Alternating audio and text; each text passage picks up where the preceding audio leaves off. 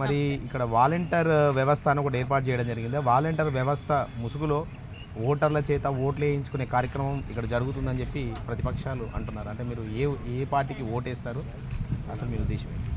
నా పేరు హర్షభట్ అనంతలక్ష్మి అండి.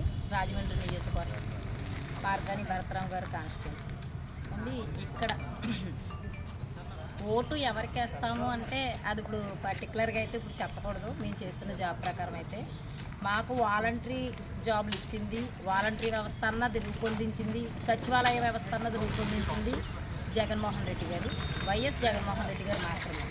ఇప్పుడు 2,50,000 మంది వాలంటీర్లు వర్క్ చేస్తున్నాము అంటే దానికి కారణం కూడా వైఎస్ జగన్మోహన్ రెడ్డి గారు మాత్రమే.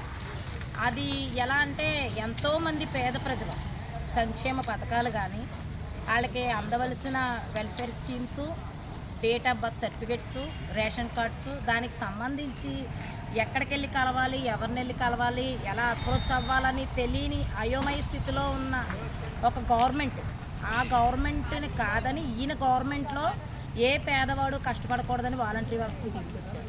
ఈ వాలంటరీ వ్యవస్థ అన్నది పేదవాడికి గవర్నమెంట్కి మధ్యలో అనుసంధానంగా ఉందండి. అనుసంధానంగా డేట్ ఆఫ్ బర్త్ సర్టిఫికేట్ కావాలన్నా, ఒక మ్యారేజ్ సర్టిఫికేట్ కావాలన్నా, లేకపోతే రేషన్ కార్డు కావాలన్నా, లేకపోతే వాళ్ళకైనా సంక్షేమ పథకాలు వెల్ఫేర్ స్కీమ్స్ కావాలన్నా ఎవరి దగ్గరికి వెళ్ళక్కర్లేదండి. ఎంఆర్ఓ చుట్టూ తిరగక్కర్లా, విఆర్ఓ చుట్టూరు తిరగక్కర్లా, ఒక ప్రజాప్రతినిధిని కలవక్కర్లా. ఒక్క వార్డు వాలంటరీ తన దగ్గరకు వచ్చి తన పరిధిలో ఉన్న వాళ్ళకి సంక్షేమ పథకాలను ఇస్తుంది.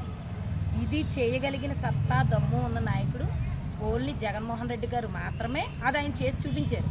కాబట్టి ప్రజలతో మమేకమైన మమ్మల్ని వాళ్ళ నుంచి దూరం చేయడం అన్నది జరగదు. ఓటు ఖచ్చితంగా మేము వైఎస్ జగన్మోహన్ రెడ్డి గారికి వేస్తాము. ఇక్కడ మార్గాని భరతరామ్ గారికి వేస్తాము.